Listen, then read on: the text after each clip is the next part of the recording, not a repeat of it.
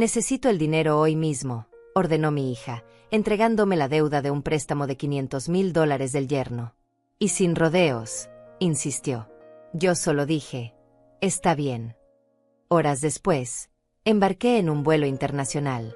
Cuando llegaron a mi casa para buscar el dinero, encontraron todo cerrado y solo un aviso en la puerta. Cuando ellos leyeron, comenzaron a llamarme desesperados.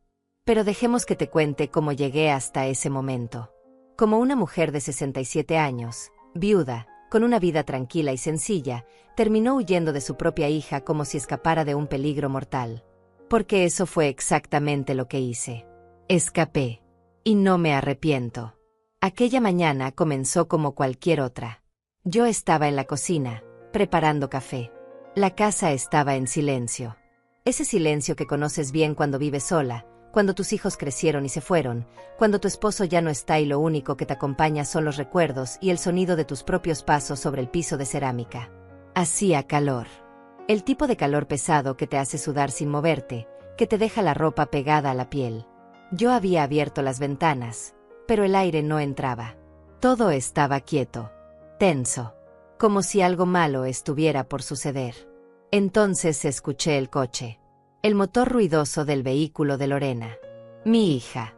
Reconocí el sonido antes de verla. Siempre llegaba así, de golpe, sin avisar, como una tormenta que no te da tiempo de cerrar las ventanas. No tocó el timbre. Nunca lo hacía. La puerta se abrió con fuerza y ella entró como si la casa todavía fuera suya.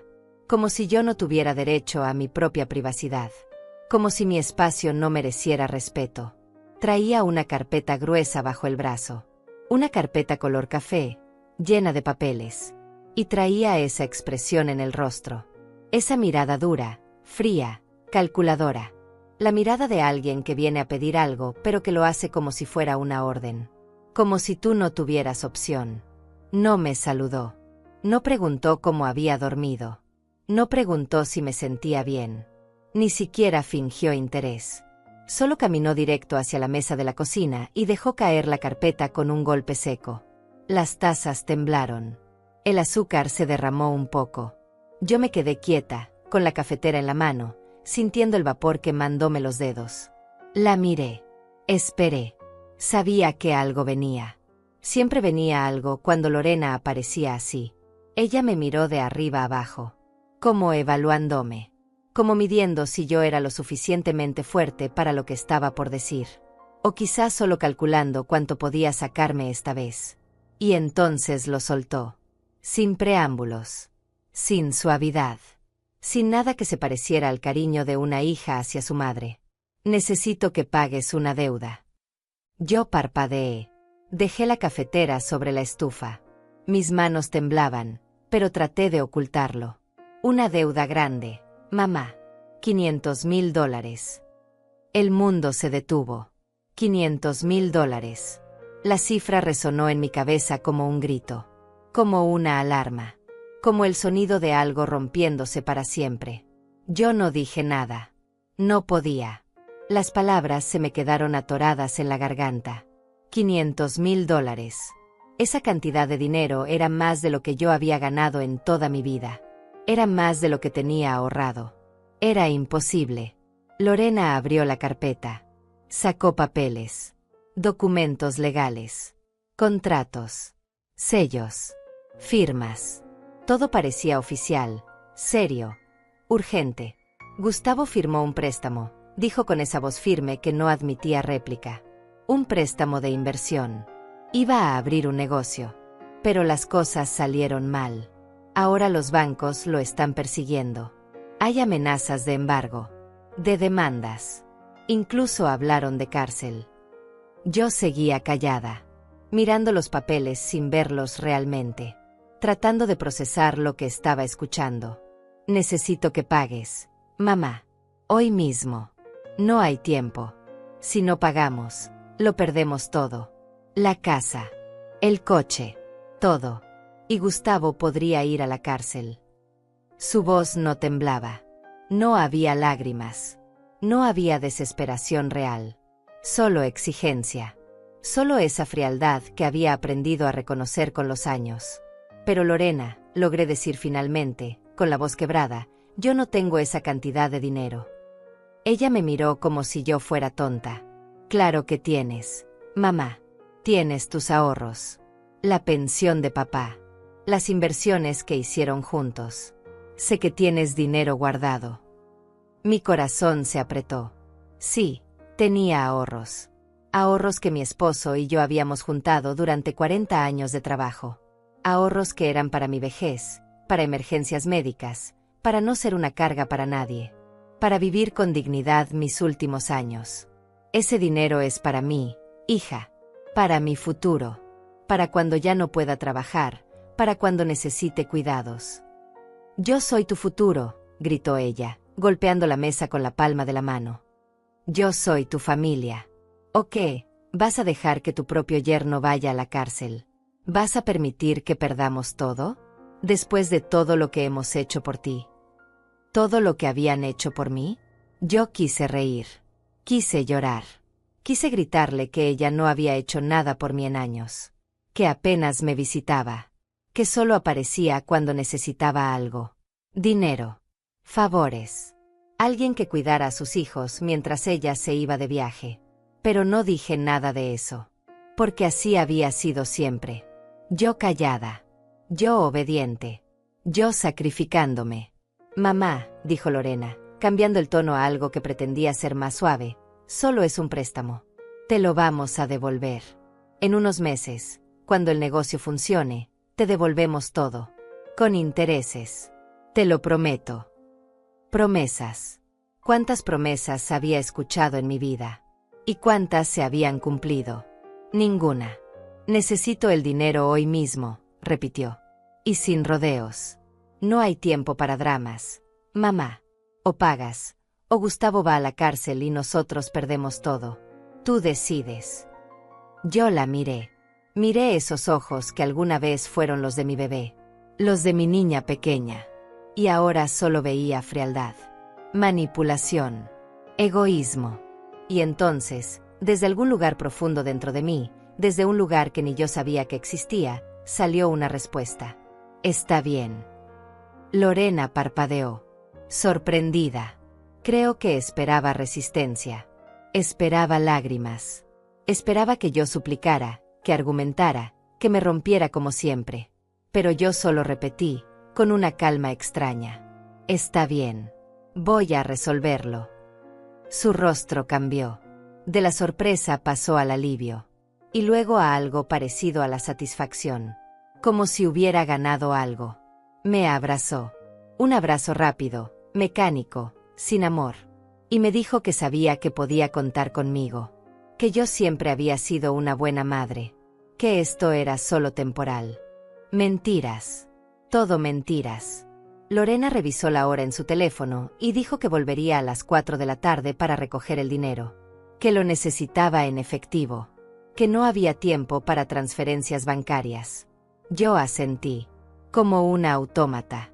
Como alguien que ya no está realmente presente. Ella salió de mi casa con la misma rapidez con la que había entrado, dejando un rastro de perfume caro y exigencias imposibles. La puerta se cerró. El silencio regresó.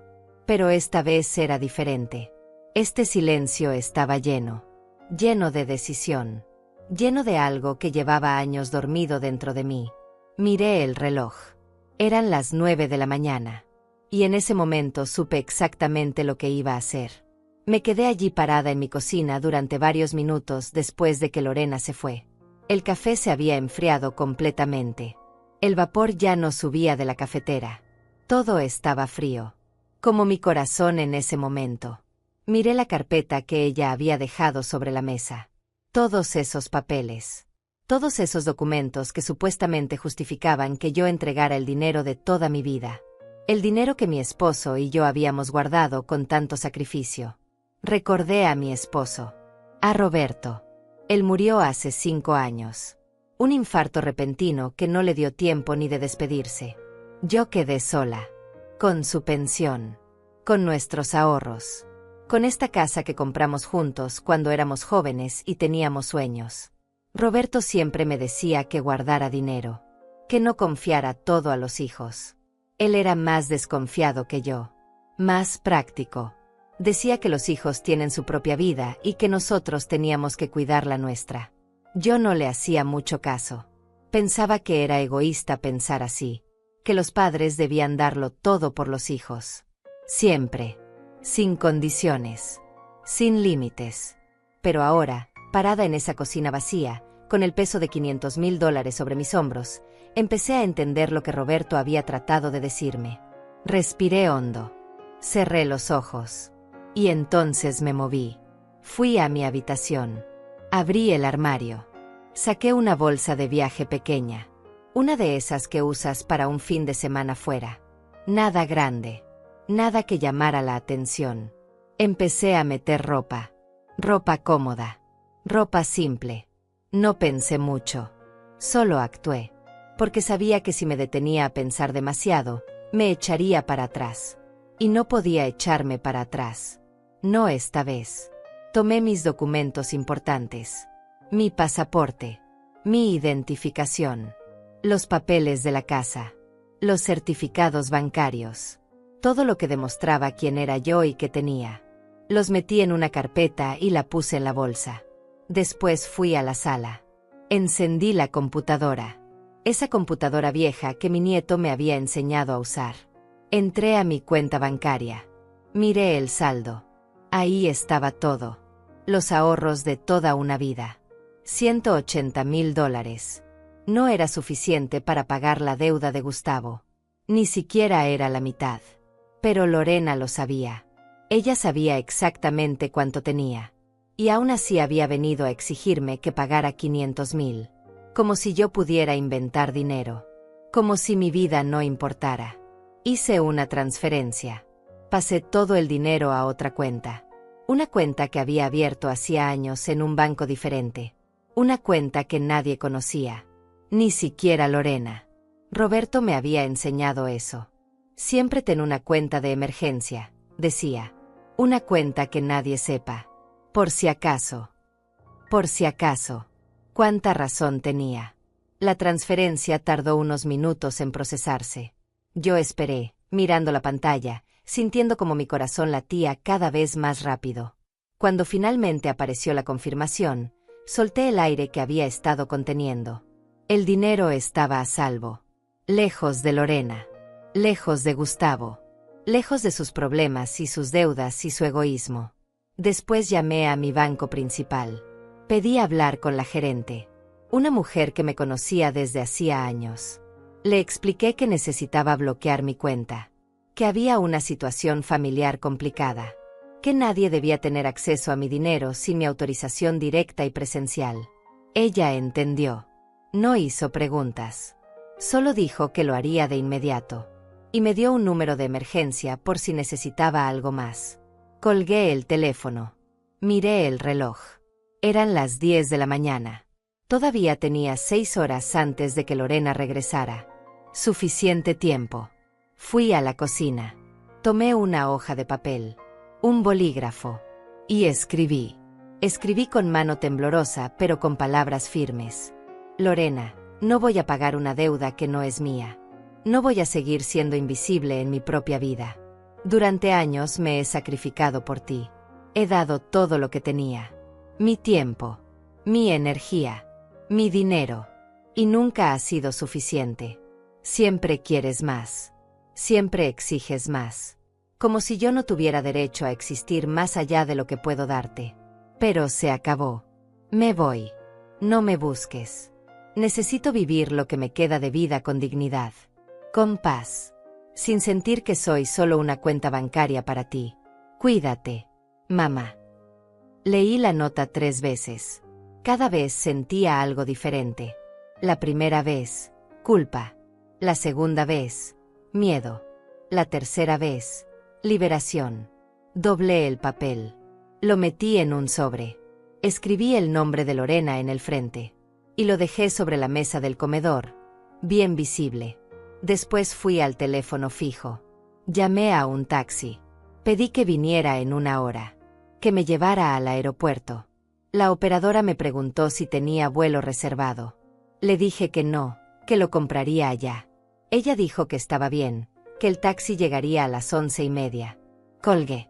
Y entonces, por primera vez en toda la mañana, me permití sentir todo el peso de lo que estaba por hacer. Me senté en el sofá de la sala. Ese sofá donde había amamantado a Lorena cuando era bebé, donde la había consolado cuando lloraba, donde habíamos visto películas juntas cuando ella era niña y todavía me quería. O al menos eso parecía. ¿Cuándo había cambiado todo? ¿Cuándo Lorena se había vuelto esta persona fría, exigente, cruel? No podía precisar el momento exacto. Había sido gradual. Tan gradual que no me di cuenta hasta que ya era demasiado tarde. Hasta que ella ya me veía solo como un recurso. No como una persona. No como su madre. Solo como alguien de quien podía tomar lo que necesitara. Y yo había permitido que sucediera. Cada vez que decía que sí cuando quería decir que no. Cada vez que daba dinero que no tenía. Cada vez que me tragaba mi dolor para no incomodarla. Pero no más. Me levanté del sofá. Fui al baño. Me lavé la cara con agua fría. Me miré en el espejo. Vi a una mujer de 67 años. Una mujer con arrugas. Con canas. Con ojos cansados. Pero también vi algo más. Vi fuerza.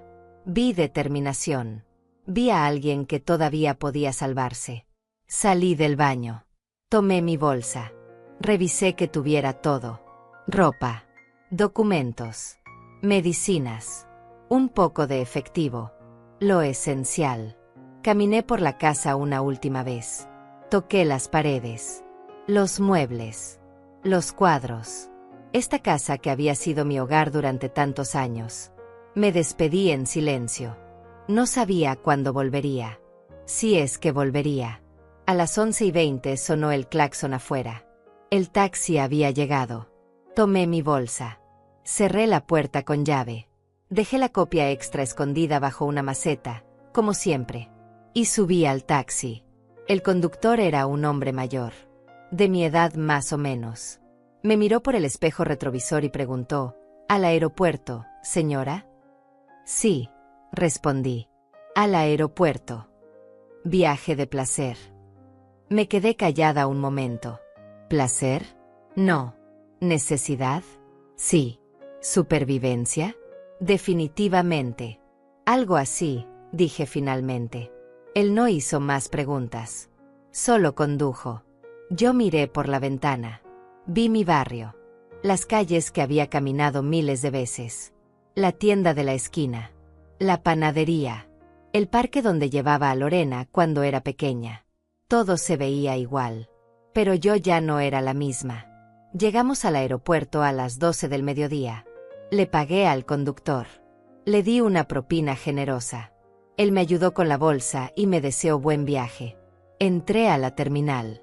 Miré los tableros de salidas. Había vuelos a todas partes. A ciudades que conocía. A países que solo había visto en televisión. Me acerqué al mostrador de una aerolínea. Una muchacha joven me atendió con una sonrisa. ¿En qué puedo ayudarla? Necesito un boleto, dije. Para hoy. Para el próximo vuelo disponible. Ella miró su computadora. Tenemos un vuelo a Miami en 2 horas. Y otro a Ciudad de Panamá en 3. El de Miami, dije sin pensarlo mucho. Primera clase si hay. Ella levantó las cejas, sorprendida. Pero no dijo nada. Solo procesó la compra. Pagué con mi tarjeta de crédito. La transacción se aprobó. Ella me entregó el boleto impreso. Puerta 12. Abordaje a las 2:30. Buen viaje, señora. Tomé el boleto. Pasé por seguridad. Me senté en la sala de espera. Saqué mi teléfono. Lo miré por un largo rato. Después lo apagué completamente. No quería recibir llamadas. No quería mensajes. No quería escuchar la voz de Lorena cuando descubriera que yo no estaba. Eran las 2 de la tarde cuando anunciaron el abordaje. Me levanté. Formé en la fila. Subí al avión. Encontré mi asiento. Me senté junto a la ventana. Abroché el cinturón. Y mientras el avión empezaba a moverse, mientras dejábamos la terminal atrás, pensé en Lorena llegando a mi casa en ese momento. Tocando la puerta. llamando, esperando. Pensé en su rostro cuando no recibiera respuesta, en cómo forzaría la entrada, en cómo encontraría la casa vacía. Pensé en ella leyendo mi nota. Y no sentí culpa. Solo sentí alivio. El avión despegó a las 3 de la tarde, una hora antes de que Lorena llegara a buscar su dinero. Desde mi asiento en el avión, a miles de metros de altura, imaginé exactamente lo que estaba sucediendo en mi casa. Podía verlo todo en mi mente con una claridad que casi me asustaba. Lorena llegando a las 4 en punto. Siempre puntual cuando se trataba de dinero. Estacionando su coche en la entrada. Bajando con Gustavo. Él probablemente nervioso, inquieto, desesperado. Ella segura, confiada, convencida de que yo había obedecido como siempre. Los imaginé tocando el timbre. Una vez. 2 veces. Esperando. Mirándose con extrañeza cuando nadie respondía. Lorena sacando su teléfono. Llamándome. Escuchando cómo sonaba y sonaba sin respuesta. Mi teléfono apagado, guardado en el fondo de mi bolsa. Gustavo golpeando la puerta. Más fuerte. Gritando mi nombre. Fátima. Señora Fátima. Nada. Solo silencio. Lorena rodeando la casa. Mirando por las ventanas. Todas las cortinas cerradas. Todo oscuro. Todo quieto. Y entonces el pánico empezando a instalarse. Esa sensación de que algo no estaba bien. De que algo había salido terriblemente mal. Gustavo forzando la puerta. No era difícil. La cerradura era vieja. Con un empujón fuerte se rompería. Y entrando. Los dos entrando a mi casa. Llamándome. Buscándome en cada habitación. La cocina vacía. La sala vacía. Mi habitación vacía. Y finalmente viendo el sobre la mesa del comedor. El sobre blanco con el nombre de Lorena escrito con mi letra. Imaginé sus manos temblando al abrirlo. Sus ojos leyendo cada palabra. Una vez. 2 veces. Tratando de entender. No voy a pagar una deuda que no es mía. Vi su rostro poniéndose pálido. Sus labios apretándose. La rabia subiendo por su garganta. Gustavo arrancándole la carta de las manos. Leyéndola él también. Maldiciendo. Gritando. Diciendo que esto no podía estar pasando. Lorena sacando su teléfono de nuevo. Llamándome 1, 5, 10, 20 veces. Dejando mensajes de voz que yo nunca escucharía. Al menos no por un buen tiempo. Los vi revisando toda la casa. Buscando pistas. Buscando alguna señal de dónde había ido. Pero no había nada. Yo había sido cuidadosa. Y entonces Lorena corriendo al banco. Llegando 15 minutos antes del cierre. Exigiendo hablar con alguien. Exigiendo saber sobre mi cuenta. La gerente negándose a dar información.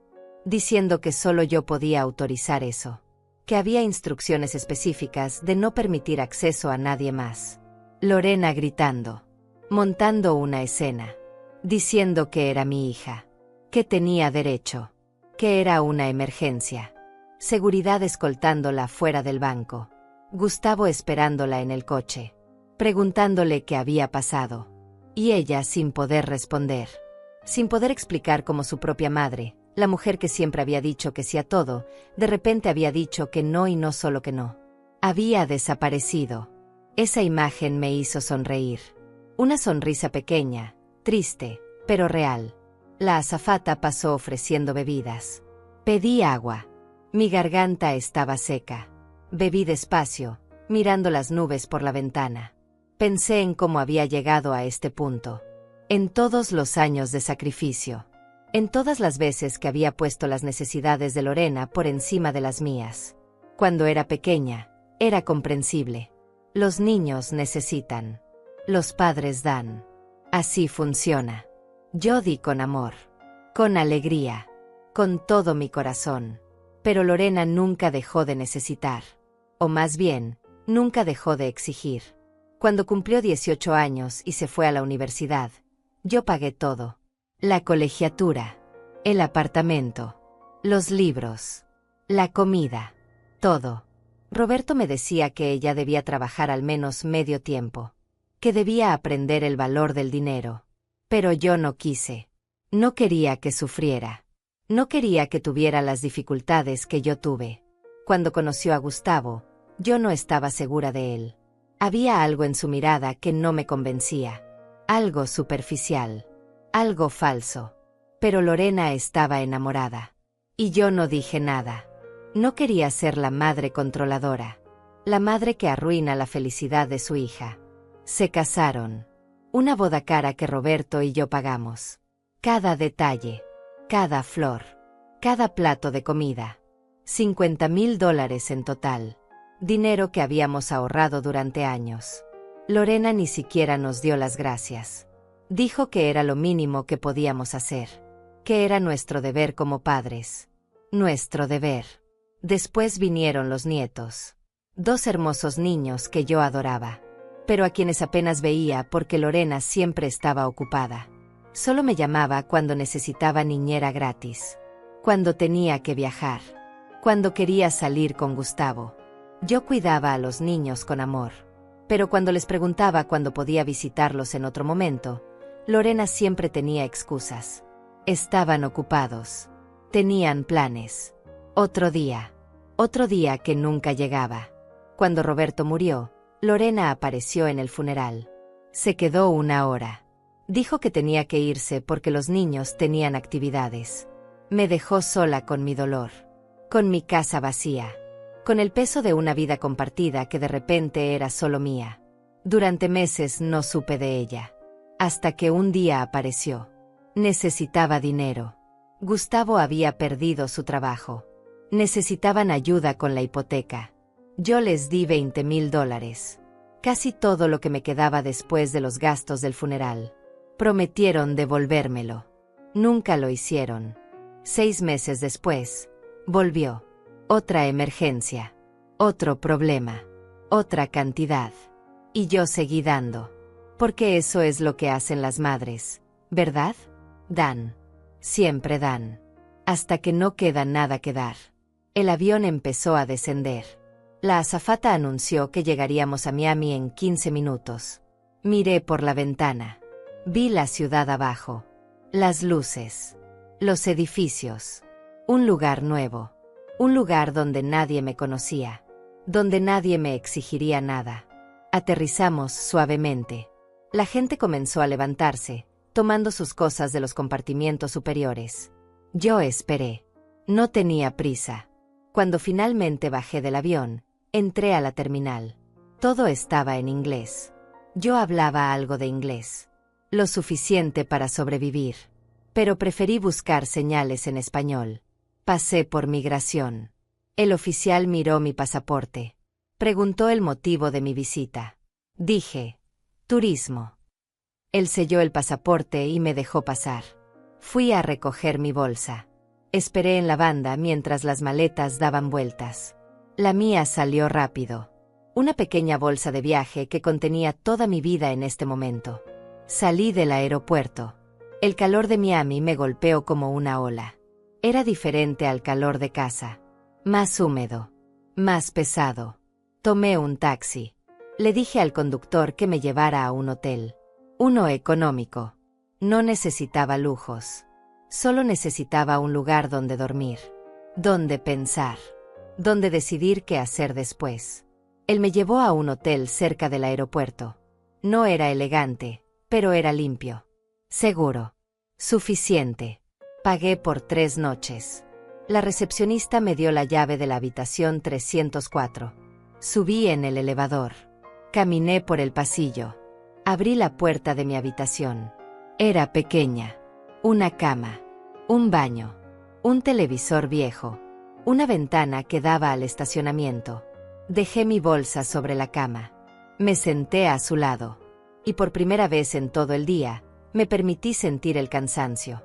Era tarde. En casa serían casi las 9 de la noche. Lorena habría pasado las últimas 5 horas buscándome. Llamándome. Probablemente pensando en llamar a la policía. Pero no podía reportarme como desaparecida. Yo era una adulta. Tenía derecho a irme. Tenía derecho a desaparecer si quería. Saqué mi teléfono. Todavía apagado. Lo encendí. Esperé a que cargara. Cuando finalmente prendió, comenzaron a llegar las notificaciones. Una tras otra, como una avalancha. 53 llamadas perdidas de Lorena. 32 mensajes de texto. 15 mensajes de voz. No abrí ninguno. No escuché ninguno. Solo miré los números. La desesperación convertida en datos. Y entonces escribí un solo mensaje. Corto. Directo. Estoy bien. Estoy a salvo. No me busques. Necesito tiempo. Lo envié. Y volví a apagar el teléfono. Me acosté en la cama. Miré el techo. Las manchas de humedad formaban figuras extrañas. Como nubes. Como rostros. Pensé en lo que había hecho. En la enormidad de todo. Había dejado mi casa. Mi vida. Todo lo que conocía. Por primera vez en 67 años, no tenía idea de qué vendría después. Y en lugar de asustarme, eso me dio paz. Cerré los ojos. Y dormí. Profundamente. Sin sueños. Sin pesadillas. Solo silencio. Desperté con la luz del sol entrando por la ventana. Por un momento no supe dónde estaba. La habitación era extraña. Los sonidos eran diferentes. Entonces recordé. Miami. El hotel. La huida. Me senté en la cama. Mi cuerpo dolía. No había sido un sueño. Todo era real. Miré el reloj en la mesa de noche. Eran las 7 de la mañana. Había dormido casi 10 horas seguidas. No recordaba la última vez que había dormido tanto. En casa siempre me despertaba temprano, con esa ansiedad en el pecho que no me dejaba descansar. Pero aquí, en este hotel anónimo, en esta ciudad donde nadie me conocía, había dormido como no lo hacía en años. Me levanté. Fui al baño. Me lavé la cara con agua fría. Me miré en el espejo. Los mismos ojos cansados. Las mismas arrugas. Pero algo había cambiado. Algo en mi mirada. Ya no veía derrota. Veía determinación. Me vestí con ropa limpia. Bajé al lobby del hotel.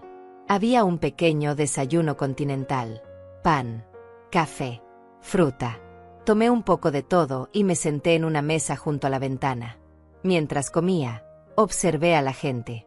Hombres de negocios con sus trajes. Familias con niños pequeños. Parejas de turistas planeando su día. Todos tenían un rumbo. Un propósito. Yo no tenía ninguno. Y extrañamente, eso no me molestaba. Terminé mi café. Volví a mi habitación. Saqué mi teléfono.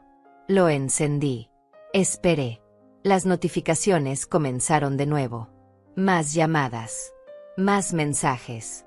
Pero esta vez había algo diferente. También había mensajes de números desconocidos.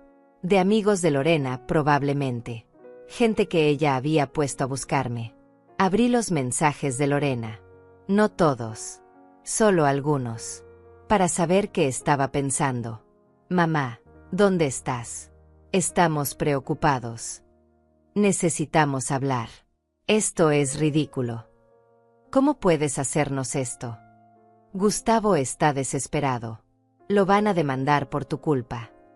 Por mi culpa. Leí esa línea varias veces. Por mi culpa. Como si yo hubiera firmado ese préstamo. Como si yo hubiera tomado ese dinero. Como si yo fuera responsable de las decisiones de un hombre adulto que ni siquiera me consultó antes de endeudarse. Seguí leyendo. Mamá, si no apareces voy a llamar a la policía. Esto es abuso emocional. Nos estás manipulando.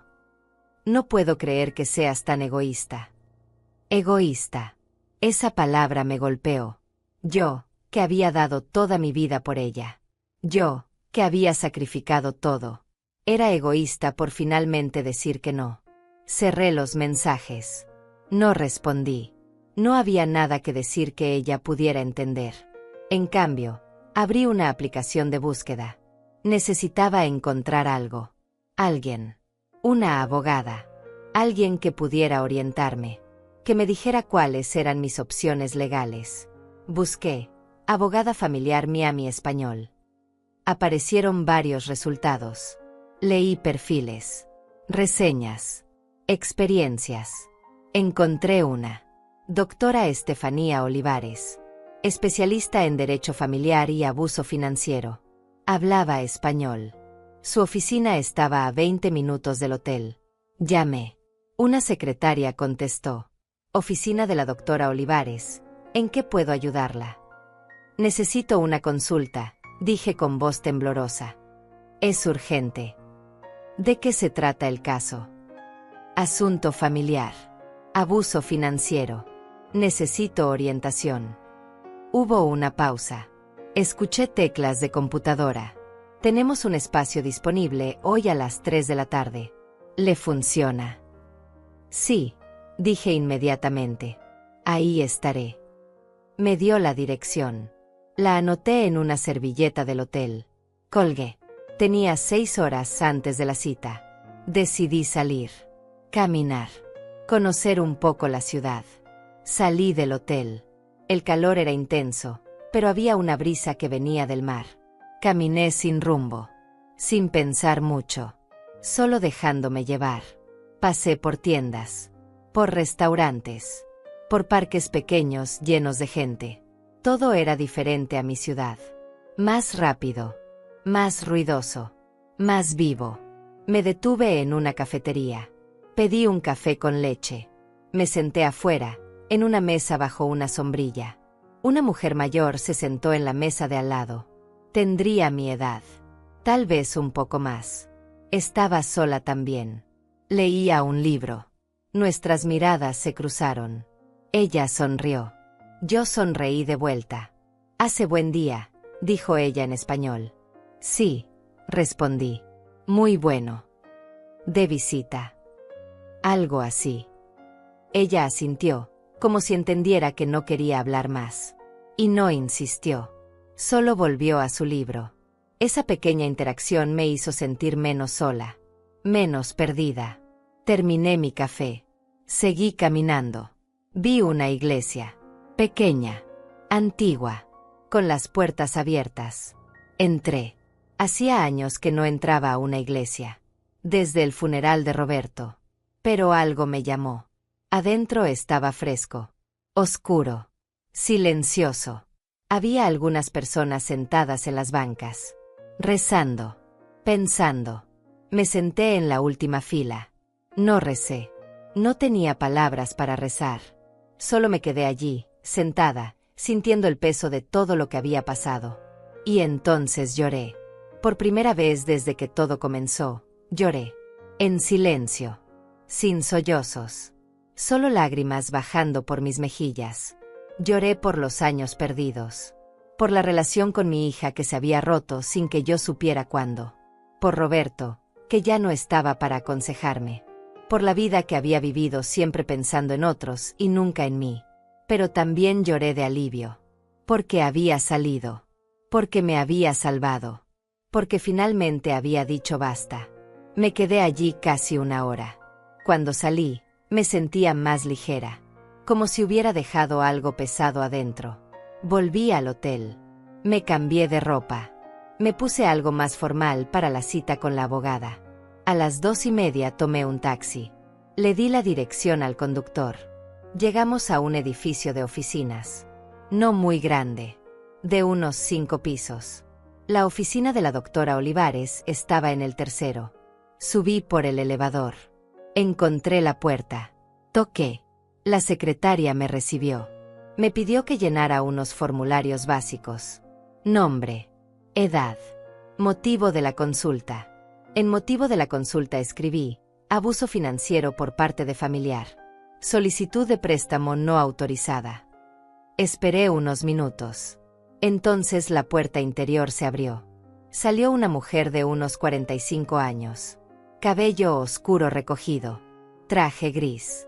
Mirada inteligente y firme. «¿Señora Meneses?», preguntó. «Sí», respondí, levantándome. «Soy Estefanía Olivares. Pase, por favor». Entré a su oficina. Era pequeña pero ordenada.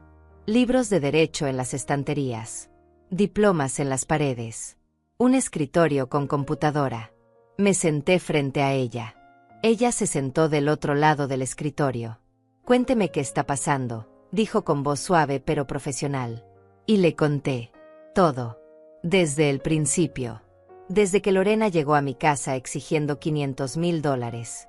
Desde los años de abuso emocional. Desde mi huida. Desde mi miedo de que esto no terminara bien. Ella escuchó sin interrumpir. Tomaba notas de vez en cuando. Asentía. Sus ojos mostraban comprensión, pero también preocupación. Cuando terminé, ella se quedó callada un momento, mirando sus notas. Entonces habló. Señora Meneses, lo que me está describiendo es un patrón claro de abuso financiero y emocional. Su hija ha estado explotándola durante años. Y ahora ha llegado a un punto peligroso. ¿Peligroso? Pregunté. Sí. $500,000 es una suma enorme.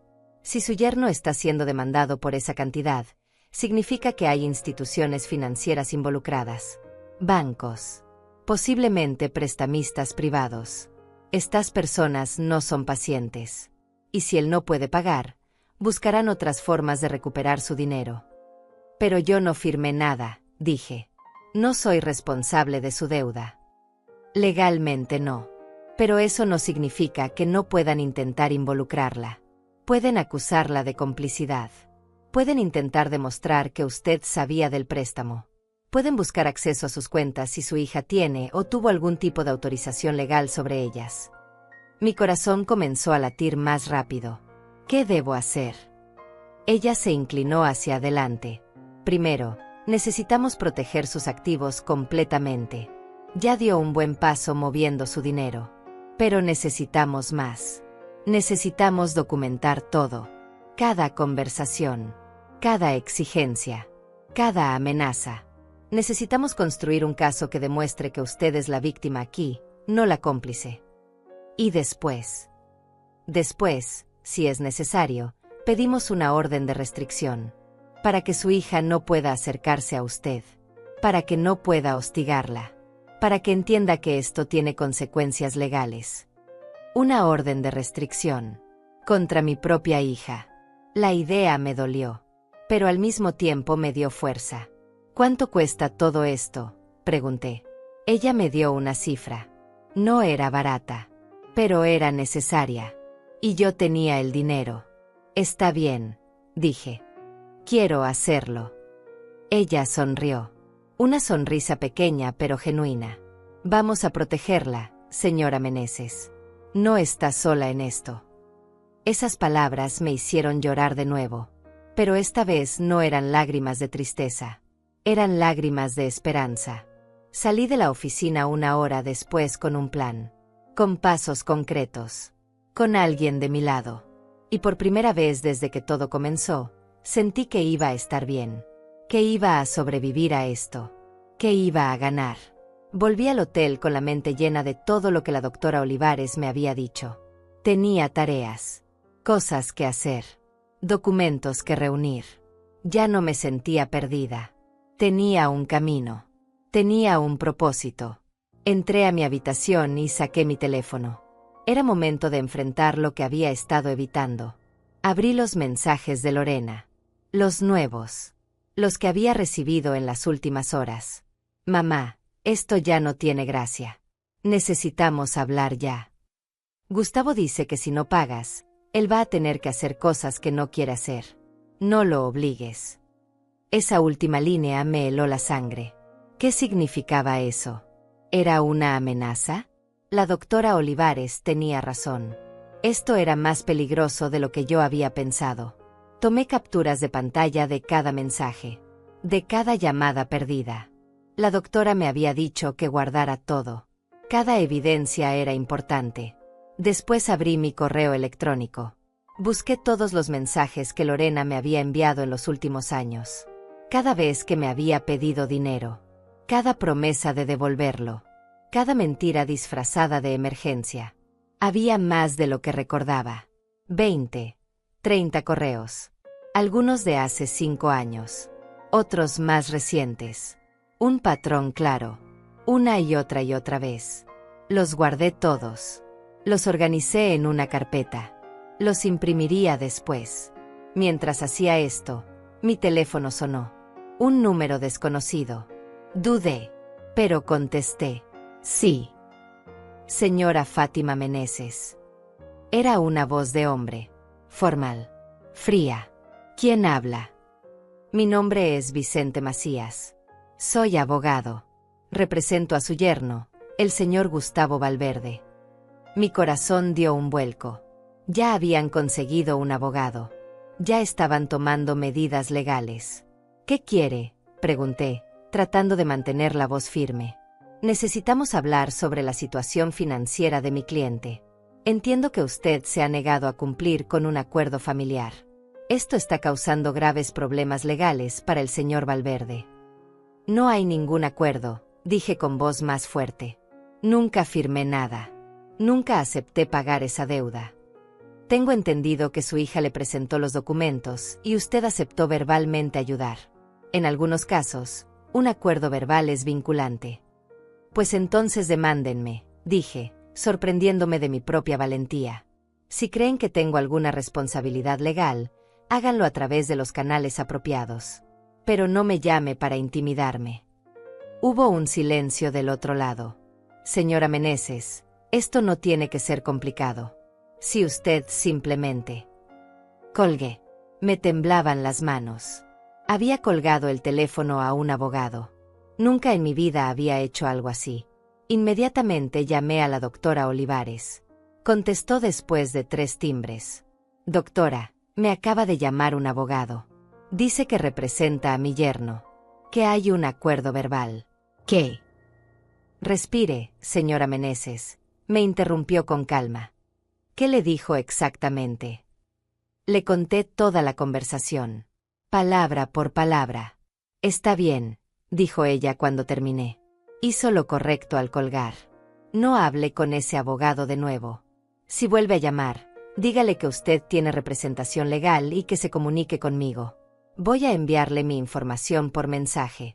Guárdela. Y si vuelven a contactarla, de cualquier forma, me llama inmediatamente. Entendido. Entendido. Y señora Meneses, esto confirma lo que le dije. Están desesperados. Y la gente desesperada hace cosas imprudentes. Necesitamos movernos rápido. Colgamos. 5 minutos después recibí un mensaje con toda la información de la doctora Olivares. Su nombre completo. Su número de licencia. La dirección de su oficina. Todo lo que necesitaba para demostrar que tenía representación legal. Me senté en la cama. Mi corazón todavía latía rápido. Pero no era solo miedo. También era algo más. Era la sensación de que finalmente estaba peleando. De que finalmente me estaba defendiendo. Pasé el resto del día organizando documentos. Imprimí todo lo que pude en el centro de negocios del hotel. Estados de cuenta bancarios. Correos electrónicos. Mensajes de texto. Todo. Cuando terminé, tenía una carpeta gruesa llena de evidencia. Evidencia de años de abuso. De manipulación. De exigencia sin fin. A las 7 de la tarde bajé a cenar algo. Había un pequeño restaurante al lado del hotel. Comida mexicana. Eso me hizo sonreír. Incluso aquí, lejos de casa, la comida me recordaba quién era. Pedí enchiladas.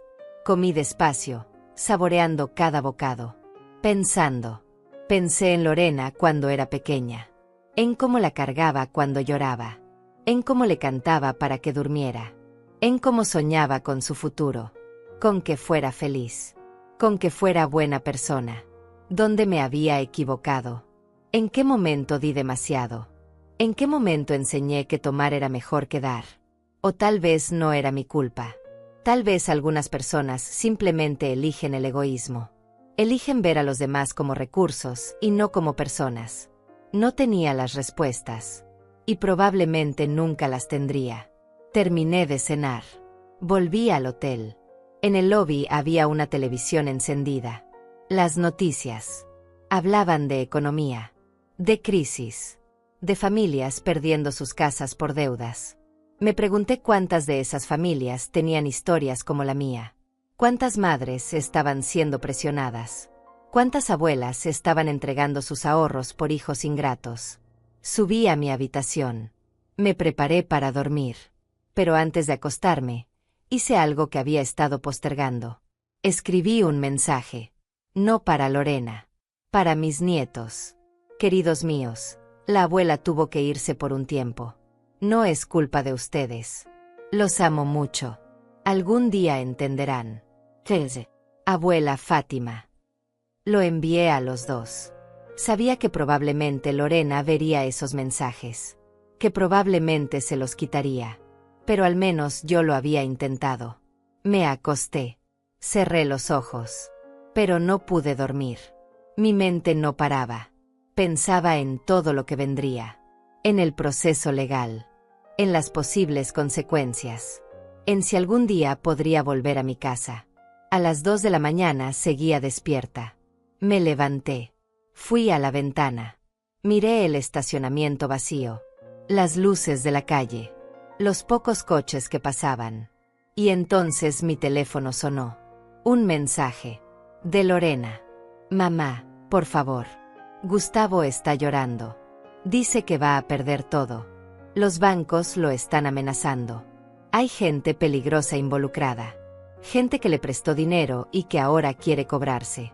Dice que si no paga, nos van a lastimar. A mí. A los niños. Por favor, mamá. No puedes dejarnos solos en esto. Leí el mensaje 3 veces. Sentí el gancho. La manipulación. El intento de hacerme sentir culpable. De hacerme sentir responsable. Pero también vi algo más. Vi la verdad entre líneas.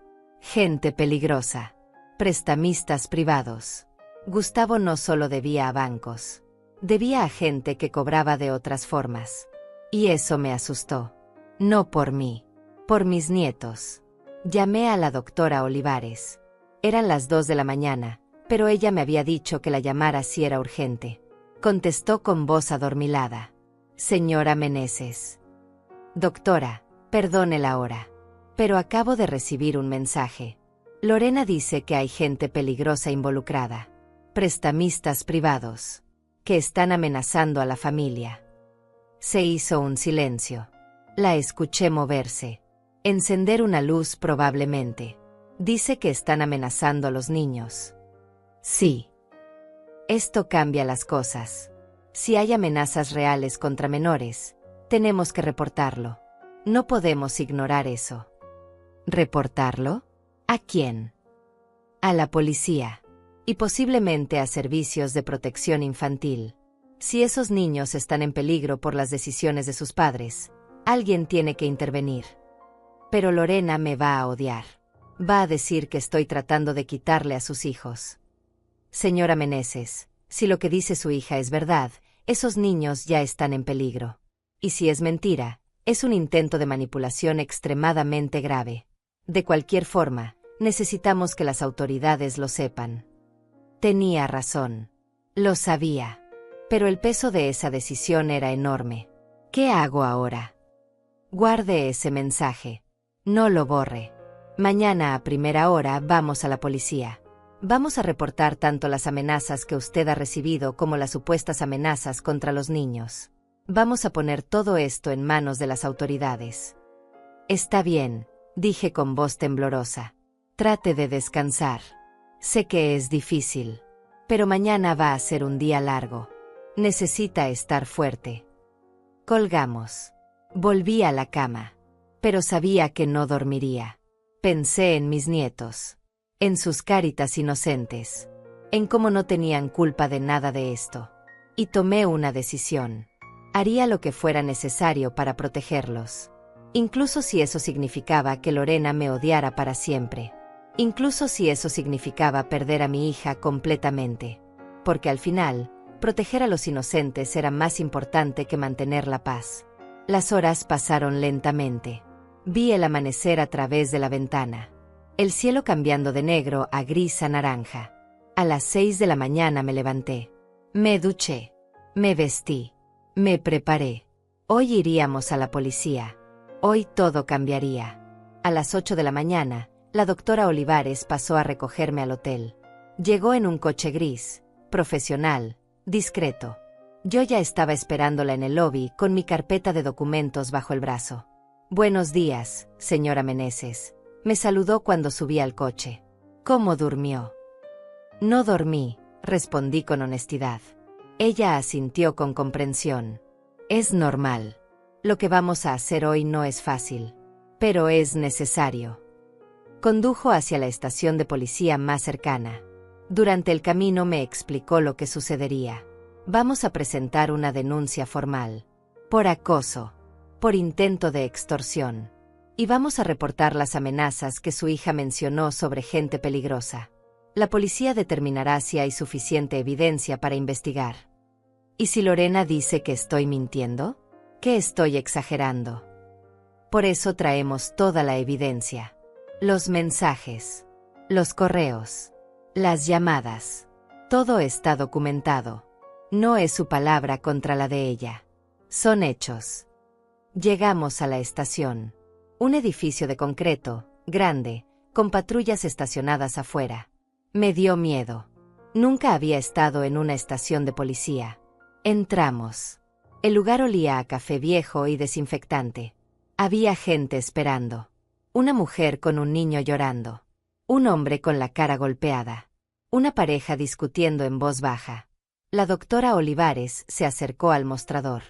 Habló con un oficial. Le explicó que necesitábamos presentar una denuncia. Él nos pidió que esperáramos. Nos sentamos en unas sillas de plástico duro. Yo sostenía mi carpeta con tanta fuerza que los nudillos se me pusieron blancos. Respire, me dijo la doctora. Va a estar bien. Después de 20 minutos, nos llamaron. Un detective nos recibió. Era un hombre de unos 50 años, con el cabello cano y una mirada cansada pero atenta. Soy el detective Marco Serrano, se presentó. Pasen a mi oficina. Entramos a un cuarto pequeño.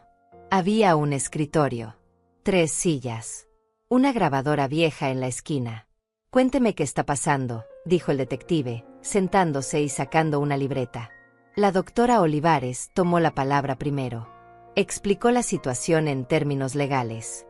Abuso financiero, acoso, extorsión, amenazas. Entonces fue mi turno.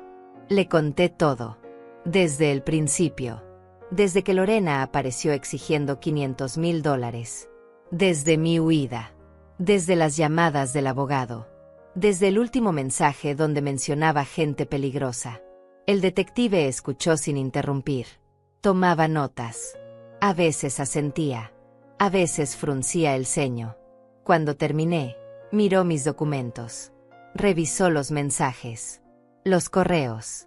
Los estados de cuenta que mostraban las transferencias de dinero que le había dado a Lorena en años anteriores. Esto es un patrón claro, dijo finalmente. Un patrón de abuso financiero. Y esta última amenaza sobre gente peligrosa es preocupante. ¿Su hija mencionó nombres? ¿Organizaciones? No, respondí. Solo dijo que Gustavo debía a gente peligrosa. Prestamistas privados. El detective se reclinó en su silla. Pensó por un momento. Voy a ser honesto con usted, señora Meneses. Casos como este son complicados. Legalmente, usted no es responsable de las deudas de su yerno. Pero si él está involucrado con prestamistas ilegales, eso es otra cosa. Esos prestamistas no siguen las reglas. Pueden intentar presionarla a usted. Pueden intentar intimidarla. Por eso estoy aquí, dije. No quiero que me encuentren. No quiero que me obliguen a pagar algo que no debo. Entiendo. Voy a abrir una investigación. Vamos a contactar a su hija y a su yerno. Vamos a preguntarles sobre estas supuestas amenazas. Y vamos a verificar si realmente hay actividad criminal involucrada. ¿Y mis nietos?, pregunté. ¿Están seguros? Si hay amenazas reales contra menores, vamos a involucrar a servicios sociales. Ellos evaluarán la situación. Pero necesito que entienda algo, señora Meneses. Una vez que esto empiece, no hay vuelta atrás. Su hija va a saber que usted vino aquí. Va a haber consecuencias familiares. Lo sé, dije con voz firme. Pero no puedo seguir siendo víctima. Y no puedo permitir que mis nietos estén en peligro. El detective asintió con respeto. Es valiente por hacer esto. Llenamos más formularios. Firmé documentos. Me dieron un número de caso. El detective me dio su tarjeta personal.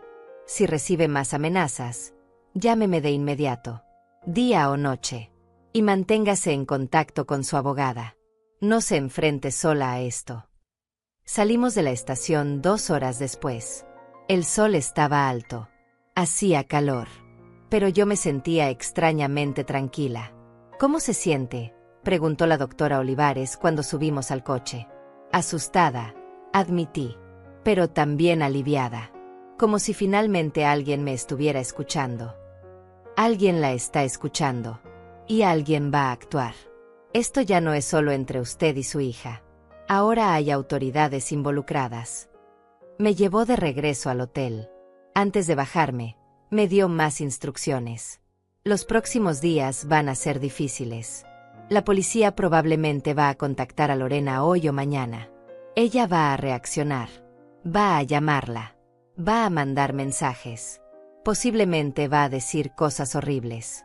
No responda. Guarde todo, pero no responda. ¿Y si intenta venir aquí? Si me encuentra. Por eso vamos a solicitar una orden de restricción temporal. Mañana mismo. Eso le prohibirá acercarse a usted. Si lo hace, será arrestada. Una orden de restricción contra mi propia hija. La realidad de eso me golpeó de nuevo.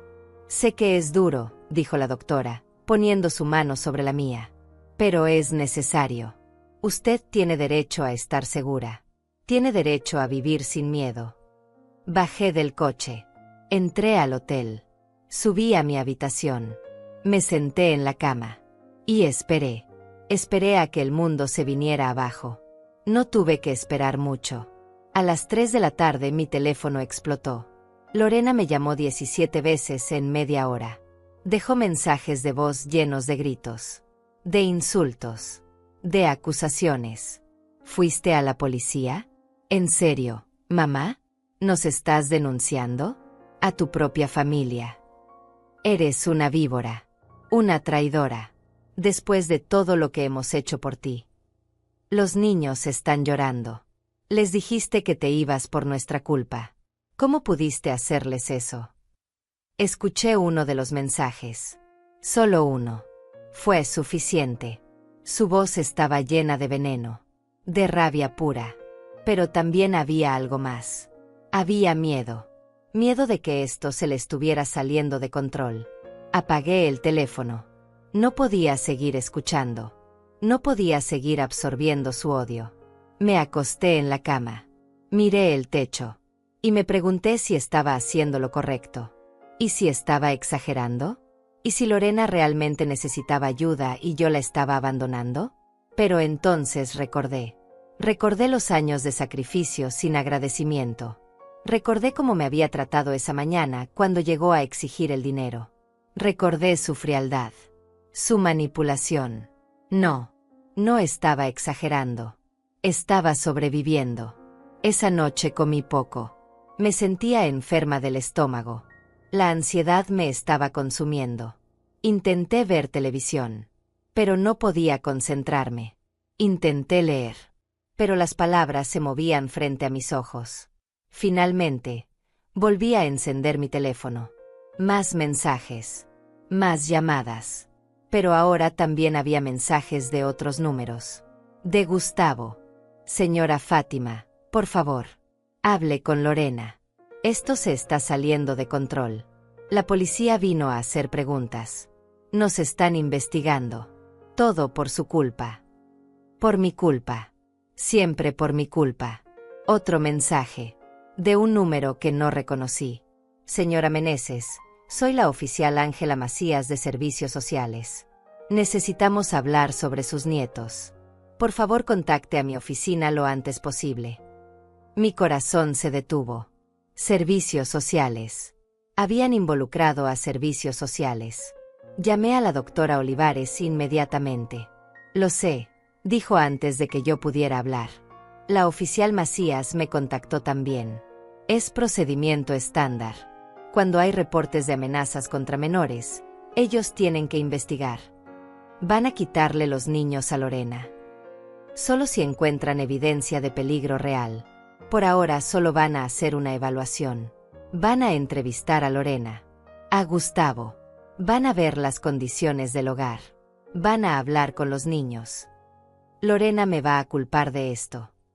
Lorena es responsable de sus propias decisiones. Si hay problemas, son problemas que ella y Gustavo crearon, no usted. Pasé toda la noche despierta, pensando, preocupándome, imaginando a mis nietos confundidos, asustados. A las 6 de la mañana recibí un mensaje de Lorena, diferente a los otros, más calmado, más calculado. Mamá, hablé con servicios sociales. Les dije que todo estaba bien, que no hay ningún peligro, que tú exageraste porque estás enojada con nosotros. Pero me dijeron que tú tienes que confirmar eso, que si no retiras tu denuncia, van a seguir investigando. Por favor, mamá, por los niños, retira todo esto. Volvamos a empezar. Leí el mensaje 5 veces. Era una trampa, una manipulación más elaborada. Quería que yo retirara la denuncia. Quería que dijera que había mentido. Y si lo hacía, perdería toda credibilidad. Y quedaría desprotegida. No respondí. En cambio, me vestí. Salí del hotel. Caminé hasta encontrar una cafetería. Pedí café. Y me senté a pensar. Había cruzado una línea. No había vuelta atrás. Y ahora tenía que seguir adelante. Con miedo. Con dolor. Pero seguir. Porque retroceder significaba volver a ser víctima. Y yo ya no era esa mujer. 3 días después de la denuncia, la doctora Olivares me llamó con noticias. Señora Meneses, la orden de restricción temporal fue aprobada. Su hija no puede contactarla por ningún medio. No puede acercarse a menos de 100 metros de donde usted esté. Si lo hace, será arrestada. Sentí un peso quitarse de mi pecho, pero al mismo tiempo, sentí una tristeza profunda. Una orden de restricción contra mi propia hija. Nunca pensé que mi vida llegaría a esto. ¿Y la investigación?, pregunté. El detective Serrano encontró algo interesante. Gustavo efectivamente tiene deudas con prestamistas privados. Gente que opera fuera de la ley. Pero no hay evidencia de amenazas directas contra la familia. Parece que Lorena exageró esa parte para manipularla. No me sorprendió. Nada de lo que Lorena hiciera me sorprendía ya. Y servicios sociales. Hicieron la evaluación. Los niños están físicamente bien. No hay signos de abuso o negligencia. Pero la situación financiera de Lorena y Gustavo es precaria. Muy precaria. La casa está en proceso de embargo. Tienen deudas por todos lados. Los niños van a tener que mudarse pronto. Mi corazón se apretó. Mis nietos. Inocentes en todo esto. ¿Puedo ayudarlos? A los niños, no a Lorena. Podría. Pero necesitaría hacerlo a través de canales legales apropiados. Y tendría que ser directamente para ellos. Educación. Necesidades básicas. Nunca dinero en efectivo que Lorena pudiera usar para otras cosas. Quiero hacerlo. Quiero asegurarme de que mis nietos estén bien. Lo hablaremos. Pero primero, necesita estabilizarse usted. Necesita encontrar un lugar donde vivir. No puede quedarse en ese hotel para siempre. Tenía razón. Llevaba una semana en el hotel. Era caro. Y no era sostenible. No sé dónde ir, admití. No puedo volver a mi casa. No todavía. ¿Tiene familia? Amigos en otras ciudades. Pensé. Tenía una prima. Samara. Vivía en Texas. No nos habíamos visto en años, pero siempre habíamos sido cercanas cuando éramos jóvenes. Tengo una prima en Houston, dije. Llámela. Explíquele la situación. A veces la familia extendida puede sorprendernos. Esa tarde, Con las manos temblando, marqué el número de Samara. No sabía si seguía siendo el mismo después de tantos años. Contestó al tercer timbrazo. Hola. ¿Samara? Soy Fátima, tu prima. Hubo un silencio. Luego una exclamación de sorpresa. Fátima. Dios mío, ¿cuántos años han pasado? ¿Cómo estás? Su voz cálida me hizo llorar. Lloré antes de poder responder.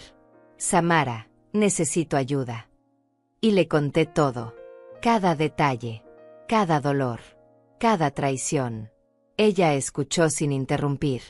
Cuando terminé, lo único que dijo fue: empaca tus cosas. Te voy a mandar dinero para un boleto de autobús. Vienes para acá. Te quedas conmigo el tiempo que necesites. Samara, no puedo abusar de... No es abuso. Es familia. La familia de verdad. La que no te cobra por existir. Ven. Por favor. Lloré más. Pero esta vez no eran lágrimas de dolor. Eran lágrimas de gratitud. 2 días después, estaba en un autobús rumbo a Houston. Había dejado el hotel. Había dejado Miami. Llevaba solo mi bolsa pequeña y mi carpeta de documentos. El viaje duró 18 horas. Fueron 18 horas de pensar, de recordar, de tratar de entender cómo había llegado hasta aquí. Cuando llegué a la estación de autobuses en Houston, Samara me estaba esperando. La reconocí de inmediato. Tenía el mismo cabello rizado, la misma sonrisa amplia, solo que ahora con más canas y más arrugas. Nos abrazamos. Un abrazo largo. Un abrazo que decía todo lo que las palabras no podían. Bienvenida a casa, dijo ella. Me llevó a su apartamento. Era pequeño pero acogedor. Tenía 2 habitaciones. Ella vivía sola desde que se había divorciado años atrás. Esta es tu habitación, dijo, mostrándome el cuarto de huéspedes. No es mucho, pero es tuyo mientras lo necesites. Era perfecto. Una cama. Un armario. Una ventana que daba a un pequeño jardín. Es más de lo que merezco, dije. Tonterías. Es menos de lo que mereces después de todo lo que has pasado. Esa noche cenamos juntas. Ella preparó sopa, pan casero.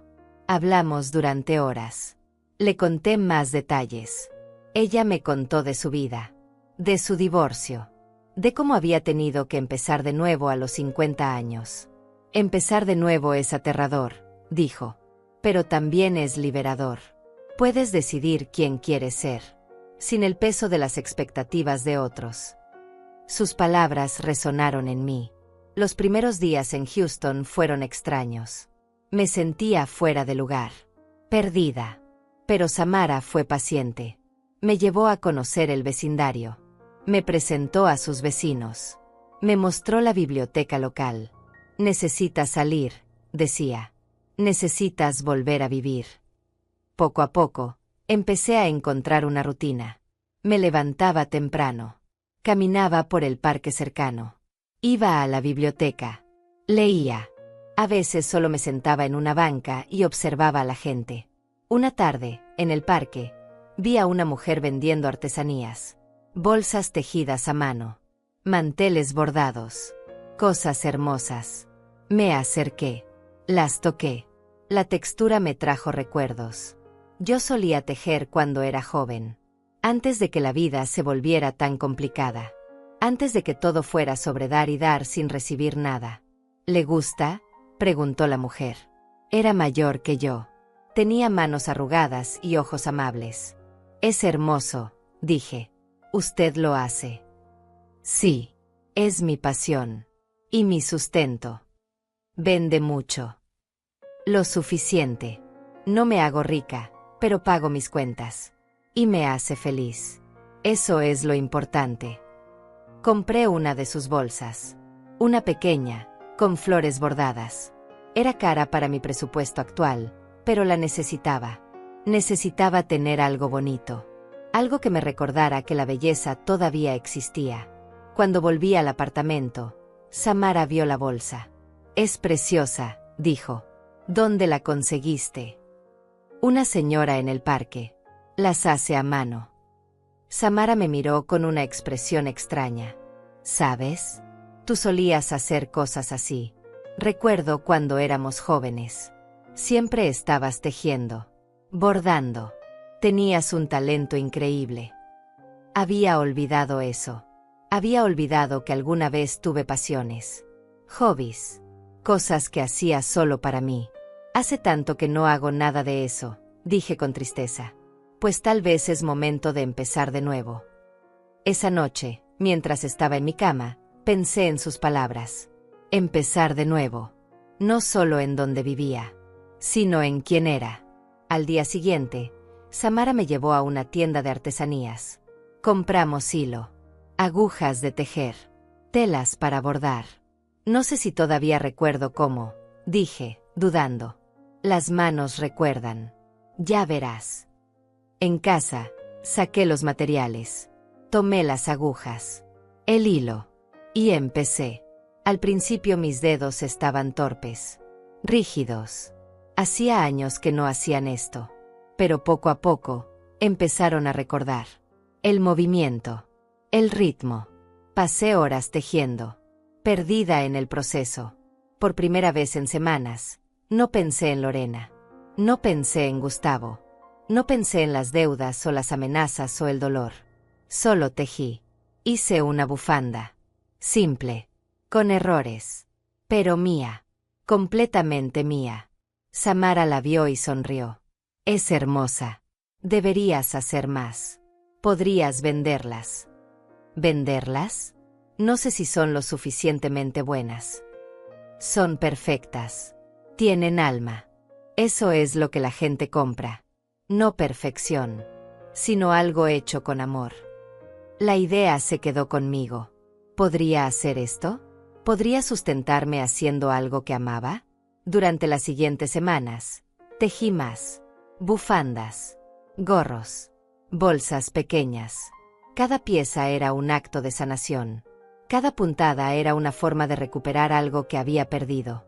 Samara me ayudó a crear una cuenta en una plataforma de ventas en línea. Tomamos fotos de mis creaciones. Las publicamos. No esperaba que pasara nada. Pero una semana después, vendí mi primera pieza. Una bufanda color mostaza. $20. $20 que había ganado con mis propias manos. Con mi propio talento.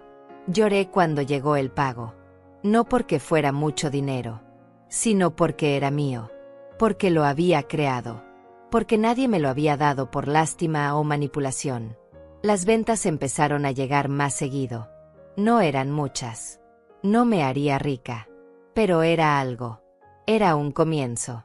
Mientras tanto, la doctora Olivares me mantenía informada sobre el caso. La investigación contra Gustavo había revelado más deudas. Más problemas. Había mentido en documentos bancarios. Había usado la identidad de Lorena para abrir cuentas sin su conocimiento. Esto es más grande de lo que pensábamos, me dijo por teléfono.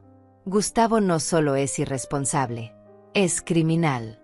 Ha cometido fraude. Y Lorena puede estar involucrada sin saberlo. ¿Qué significa eso?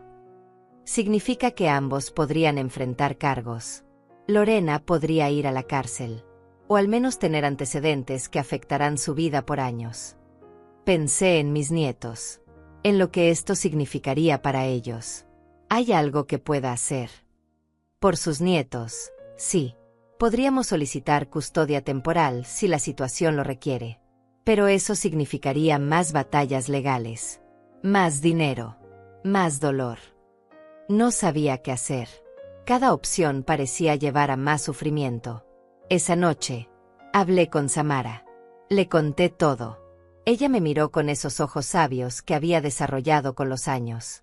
Fátima, no puedes salvarlos a todos.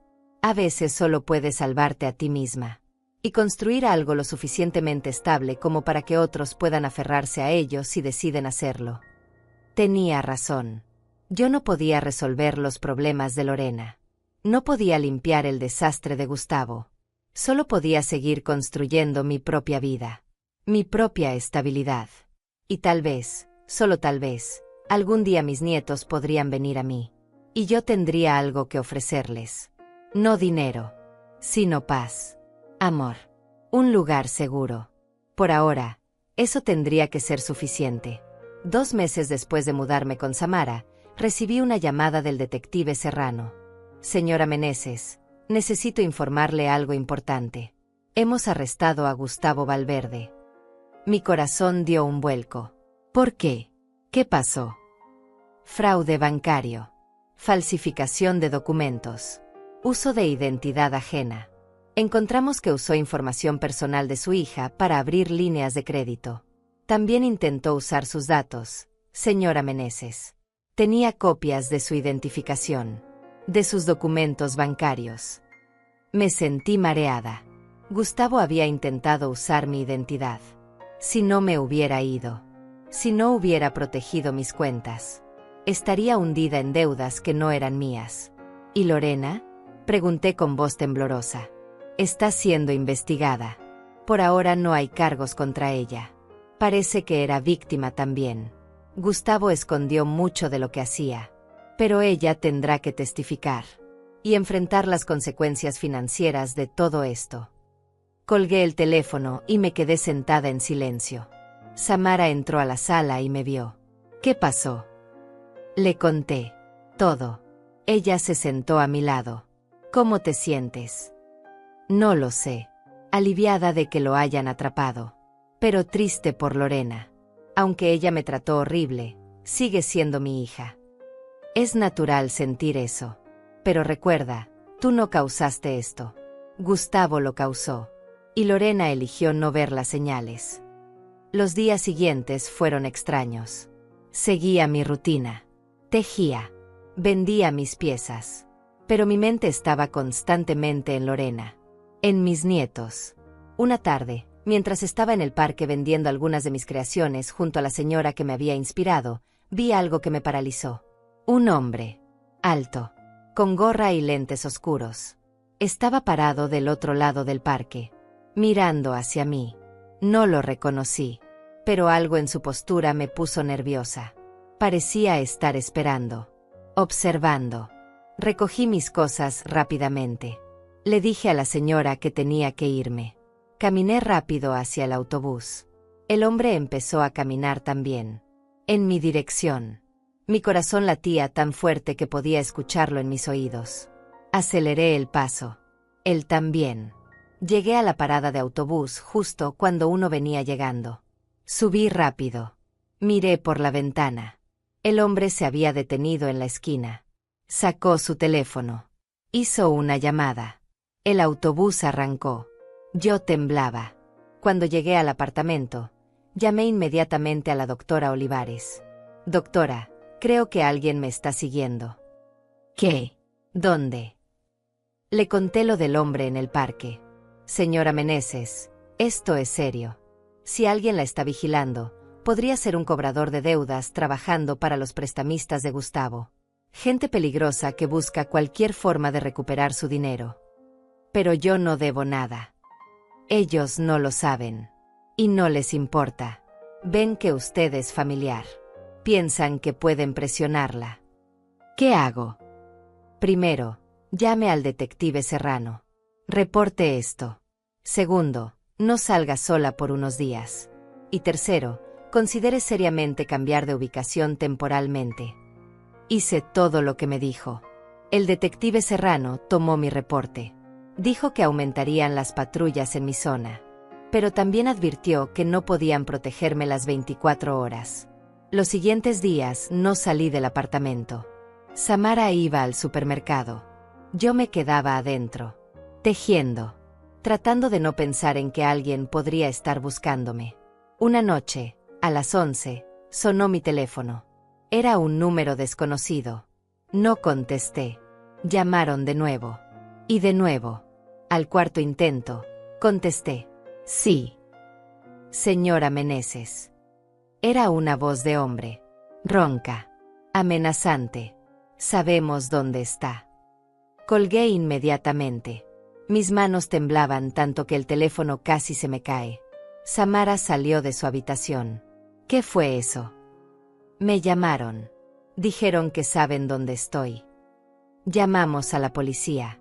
Vinieron 2 oficiales. Tomaron mi declaración. Rastrearon el número. Era un teléfono prepagado. Imposible de rastrear. Señora, consideramos que está en riesgo, dijo uno de los oficiales. ¿Tiene algún lugar donde pueda quedarse temporalmente? ¿Familia en otro estado? No tenía a nadie más. Solo Samara. Y ahora estaba poniendo a Samara en peligro también. La doctora Olivares me llamó a la mañana siguiente. Señora Meneses, hablé con el detective Serrano. La situación es grave. Los prestamistas de Gustavo están desesperados. Con él en la cárcel, no pueden cobrarle. Así que la buscan a usted. ¿Qué puedo hacer? No puedo vivir huyendo para siempre. Hay una opción. Un programa de protección temporal. No es el programa de testigos formal, pero es un refugio para víctimas de extorsión y amenazas financieras. Estaría en un lugar seguro por unos meses mientras la policía desarticula esta red. Y Samara. También podría entrar al programa si considera que está en riesgo. Hablé con Samara esa noche.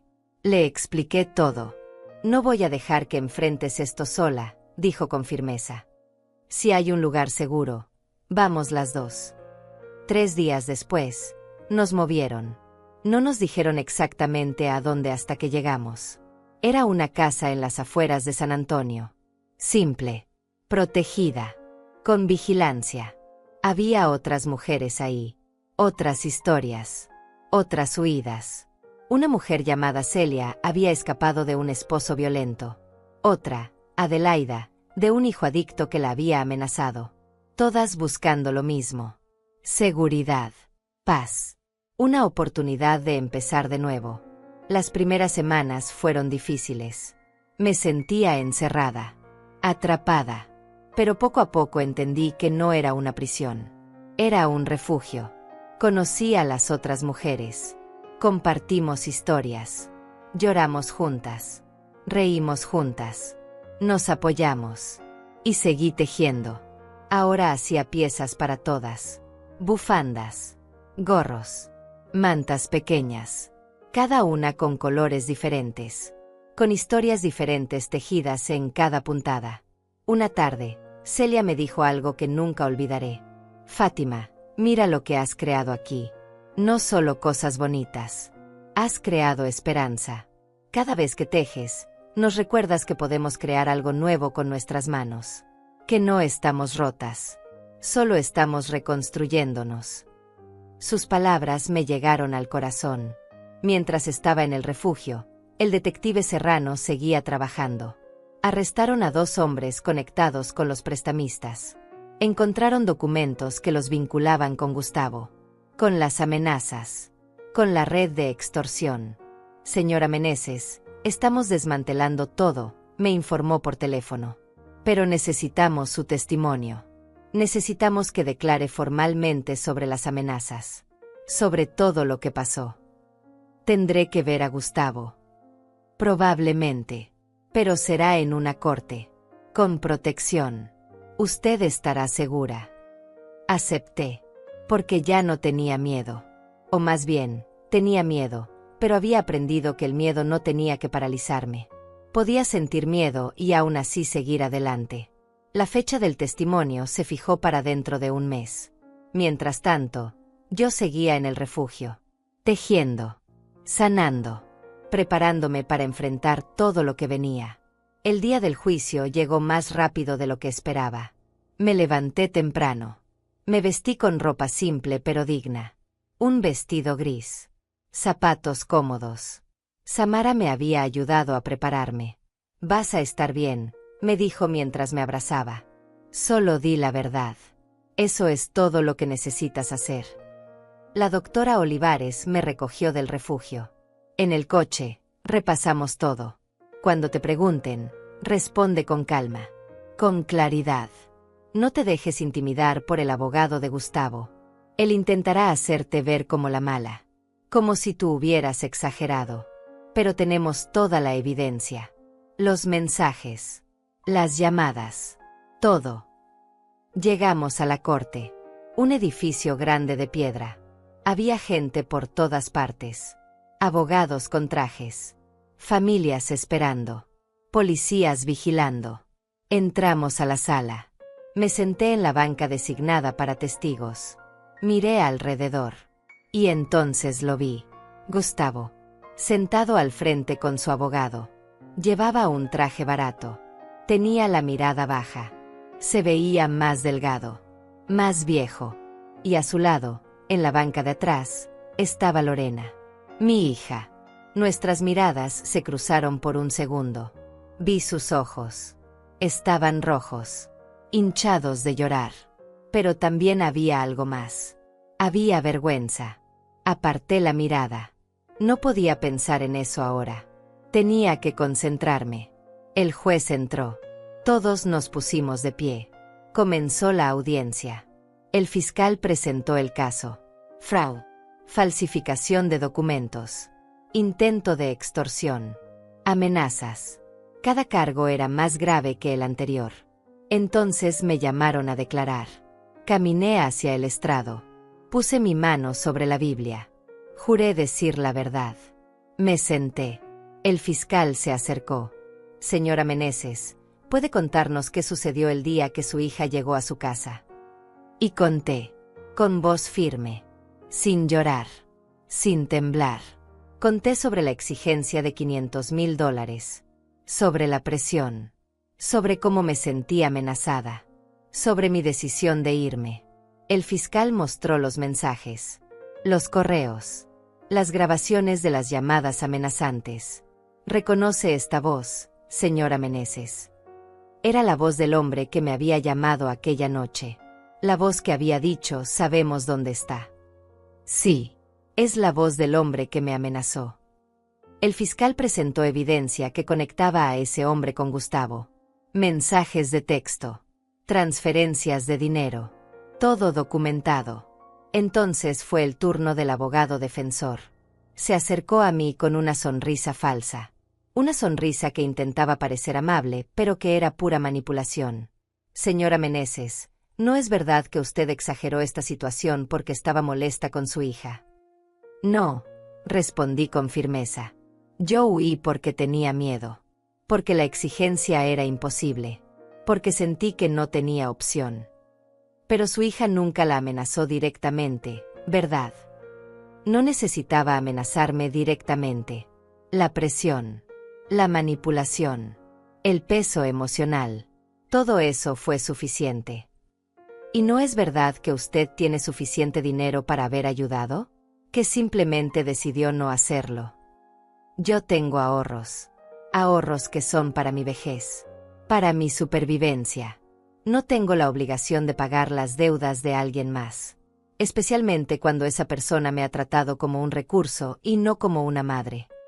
El abogado intentó seguir presionando, pero el juez lo detuvo. Ya es suficiente. La testigo ha respondido. Volví a mi asiento. Me temblaban las piernas, pero lo había hecho. Había dicho mi verdad. Otros testigos declararon. El detective Serrano. Los oficiales que me habían ayudado. Un experto financiero que explicó el fraude de Gustavo. Finalmente, el juez dio su veredicto. El señor Gustavo Valverde es declarado culpable de fraude bancario, falsificación de documentos y conspiración para extorsión. Es sentenciado a 7 años de prisión. Escuché a Lorena sollozar detrás de mí, pero no me volteé. No podía. Después del juicio, salí de la corte. La doctora Olivares caminaba a mi lado. Lo hizo muy bien, señora Meneses. Fue valiente. No me siento valiente. Me siento cansada. Es normal. Pero esto terminó. Gustavo no podrá amenazarla nunca más. Los prestamistas están siendo procesados también. Usted está a salvo. Mientras caminábamos hacia el coche, escuché una voz detrás de mí. Mamá. Me detuve. Me volteé. Era Lorena. Estaba parada a unos metros de distancia, llorando, con los brazos cruzados sobre su pecho como protegiéndose. Mamá, yo no sabía. No sabía todo lo que Gustavo estaba haciendo. No sabía que te había amenazado así. La miré. Vi a mi hija. Pero también vi a una desconocida. Lorena, tú me exigiste ese dinero. Tú me presionaste. Tú me hiciste sentir que yo era egoísta por querer conservar lo que era mío. Lo sé y lo siento. Estaba desesperada. Gustavo me había mentido sobre tantas cosas. Yo pensé que si tú nos ayudabas, todo se arreglaría. Pero nunca se arregla cuando le das dinero a quien no sabe manejarlo. Solo se pospone el problema. Ella asintió, llorando más fuerte. Perdí la casa, mamá. Lo perdí todo. Y ahora voy a criar a mis hijos sola. Sin Gustavo. Sin dinero. Sin nada. Parte de mí quería correr hacia ella. Abrazarla. Decirle que todo estaría bien. Pero otra parte, la parte que había aprendido a protegerse, se quedó quieta. Lorena, yo no puedo salvarte de esto. Esto es consecuencia de las decisiones que tú y Gustavo tomaron. Pero tus hijos son inocentes. Lo sé. Hay una cuenta que abrí. Para su educación. Para sus necesidades. Nunca tendrás acceso directo a ese dinero. Pero ellos estarán cuidados. Siempre. Sus ojos se abrieron con sorpresa. Después de todo lo que te hice, todavía vas a ayudar a mis hijos. No son ellos quienes me lastimaron. Y merecen tener una oportunidad. Ella dio un paso hacia mí. Yo di un paso atrás. Pero a ti, Lorena, no puedo tenerte en mi vida. No ahora. Tal vez nunca. Necesito sanar. Necesito vivir lo que me queda de vida con paz. Mamá, por favor. Cuida a tus hijos. Aprende de esto. Conviértete en alguien mejor. Esa es la única forma en que puedes honrar lo que alguna vez tuvimos.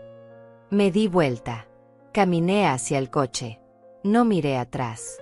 La doctora Olivares me llevó de regreso al refugio.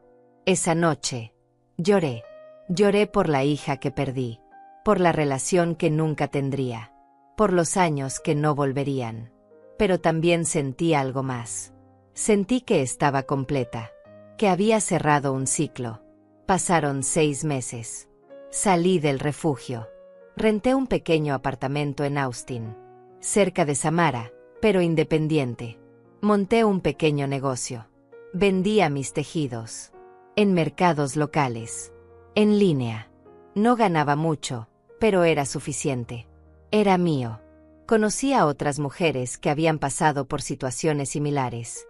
Formamos un grupo de apoyo. Nos reuníamos cada semana. Compartíamos historias. Nos dábamos fuerza. Me convertí en alguien a quien otras mujeres acudían cuando necesitaban ayuda. Cuando necesitaban escuchar que era posible sobrevivir. Que era posible empezar de nuevo. Una tarde, recibí una carta. Era de Lorena. No la abrí inmediatamente. La dejé sobre la mesa. La miré durante días. Finalmente, una noche tranquila, la abrí. Mamá, sé que no merezco tu perdón. Sé que no merezco nada de ti. Pero quiero que sepas que estoy tratando de ser mejor.